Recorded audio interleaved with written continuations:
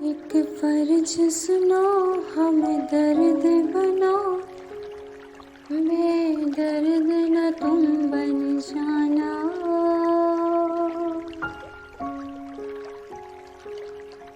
कभी किसी प्राणी को तुम भूल से ना सताना। एक फर्ज सुनो, हमें दर्द बनो, बेदर्द न तुम बन जाना। कभी किसी प्राणी को तुम भूल से ना सताना। शासनपति भगवान महावीर स्वामी के चरणों में अनंत अनंत वंदन।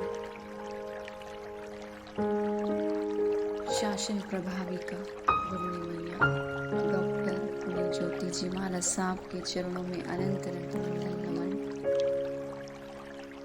आप सभी के भीतर बैठे परमात्मा को मेरा वंदन, मेरा प्रणाम स्वीकार करें। आप मुझे मिले और आपने मुझे एक गाली दे दी। बस मैंने समझ लिया कि अंतिम बात हो गई। ये आदमी बुरा है। यह गाली मेरे लिए चरम हो गई। मैंने पहली परत को, कंकड़ पत्थर को कुएं की आखिरी स्थिति मान ली। जिससे गाली मिली है उसके भीतर भी परमात्मा है।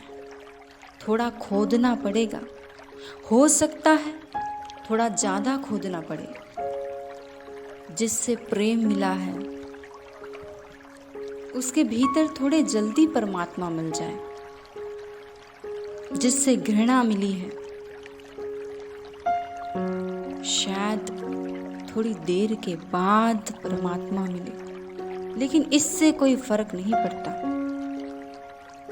देर से मिले कि जल्दी मिले, लेकिन सत्य ये है भीतर परमात्मा सदा मौजूद है। परमात्मा यानी अस्तित्व, वह जो है इसलिए वह सब जगह मौजूद है। हम कहीं भी खोजेंगे वह मिल जाएगा, कहीं भी खोजेंगे वह मिल जाएगा। और अगर हमने खोज ना की तो वह कहीं भी ना मिलेगा। यह बड़े मजे की बात है। परमात्मा जो सदा हमारे भीतर मौजूद है, हमारी बिना खोज के नहीं मिलेगा। प्रत्येक चीज के लिए कीमत चुकानी पड़ती है। बिना कीमत कुछ भी नहीं मिलता, ना मिलना चाहिए, क्योंकि बिना कीमत कुछ मिल जाए तो खतरा यही है कि आप पहचान भी ना पाएंगे कि आपको क्या मिला है। इसीलिए हमको इस बात की इससे सीख मिलती है कि चारों तरफ नजर दौड़ाए, देखिए पूरे संसार को ध्यान से। हर जीव के भीतर, हर इंसान के भीतर परमात्मा बैठा है। उस प्रभु को नमन कीजिए। ऐसी दृष्टि से देखिए, ऐसे भाव से देखिए। फिर किसी के भीतर जब हम परमात्मा के दर्शन करते हैं, उसके लिए हमारे मन में सिर्फ प्रेम का भाव आएगा। महावीर ने तो इसे अहिंसा कहा। इस सूत्र को, यह स्वयं के साथ दृश्य सबको मान लेने को महावीर ने अहिंसा कहा। महावीर ने कहा कि जैसा हमें लगता है वैसा सबको लगता है। इसलिए तुम जो व्यवहार अपने साथ करो वही दूसरों के साथ करो। जीसस ने भी यही कहा। अगर जीसस के पूरे जीवन के उपदेश का सार निचोड़ हम रखें तो एक ही वाक्य है जीसस का जो परम है, महावाक्य है। Do not do unto others that you would not like to be done with you. मत करो दूसरों के साथ वह जो तुम ना चाहोगे कि तुम्हारे साथ कोई करे, लेकिन हम वही कर रहे हैं। और तब अगर हम योग को उपलब्ध नहीं होते तो आश्चर्य नहीं, हैरानी की बात नहीं। और अगर हम श्रेष्ठ शांति को और आनंद को उपलब्ध नहीं होते तो हैरानी की बात नहीं। यह हमारे ही कर्मों का सुनिश्चित फल है। जो हम कर रहे हैं उसकी यह नियति है, यही होगा। कहने वाले ने कहा भी है, औरों को दुख देके कैसे सुख पाओगे, औरों को दुख देके कैसे सुख पाओगे, बोगे बबूल तो फिर आम कैसे खाओगे।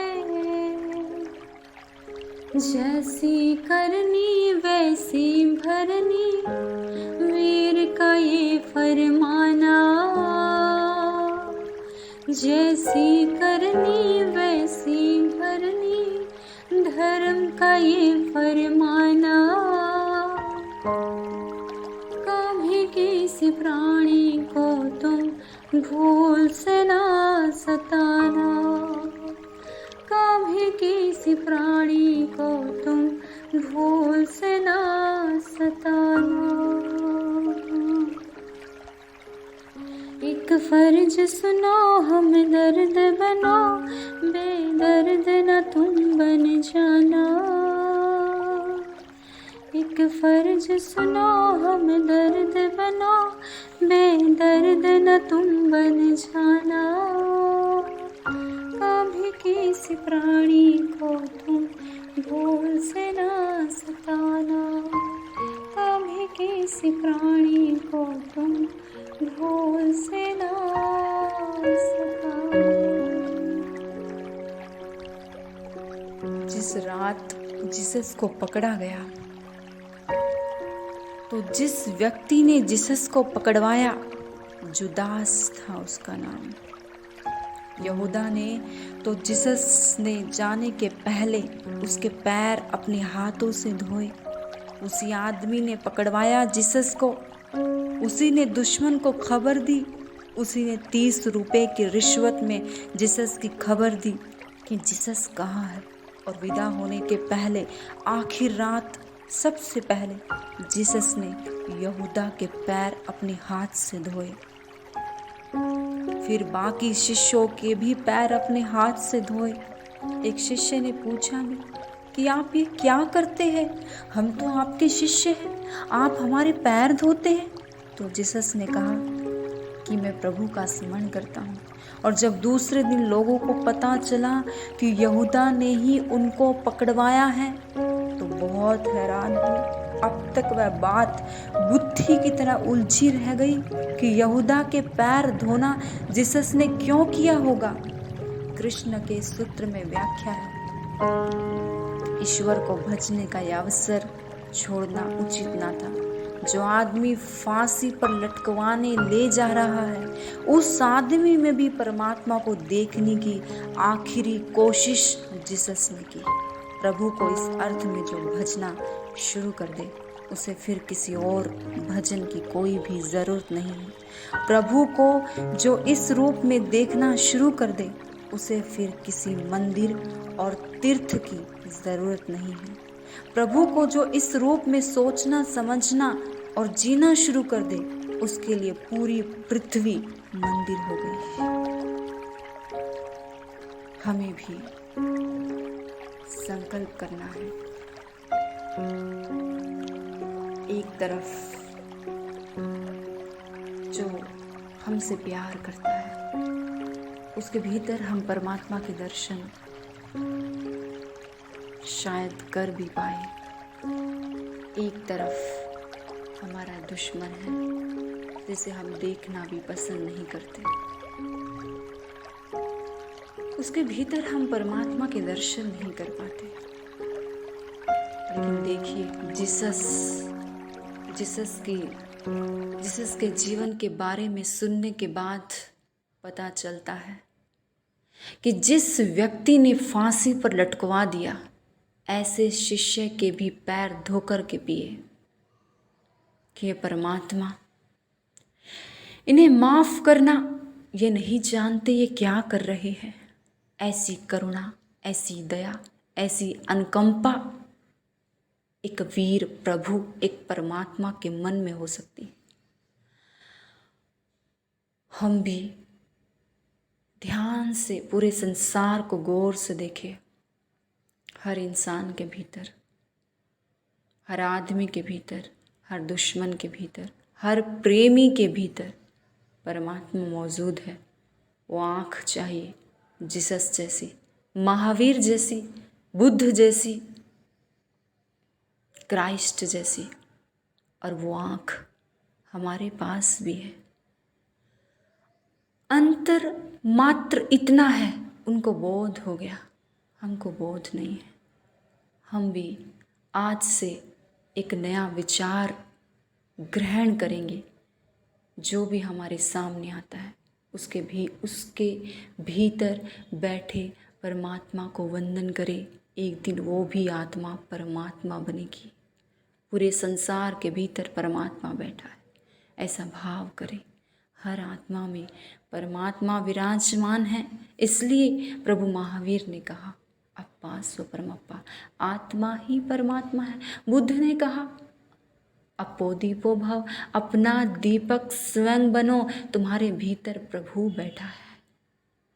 ऐसा भाव करेंगे, हमारे भीतर में भी शांति होगी, एक पॉजिटिव वाइब्रेशन का ओरा बनेगा। और जब हम किसी के भीतर परमात्मा को देखेंगे, उसके भीतर भी एक पॉजिटिविटी आएगी। ऐसा पॉजिटिव भाव हम करें, हमको सुख का अनुभव होगा, पॉजिटिव ऊर्जा की अनुभूति होगी। मैं भी करूं, आप भी करें। सिर्फ एक दिन करके देखें, शायद आपको आपके भीतर जो परमात्मा बैठा है उसका अनुभव हो जाए। इन्हीं मंगल भाव के साथ आपने सुना, धन्यवाद। फिर से आप सभी के भीतर बैठे परमात्मा को वंदन करती हूँ, प्रणाम करती हूँ। मेरा प्रणाम स्वीकार करें, स्वीकार करें, स्वीकार करें। ओम शांति।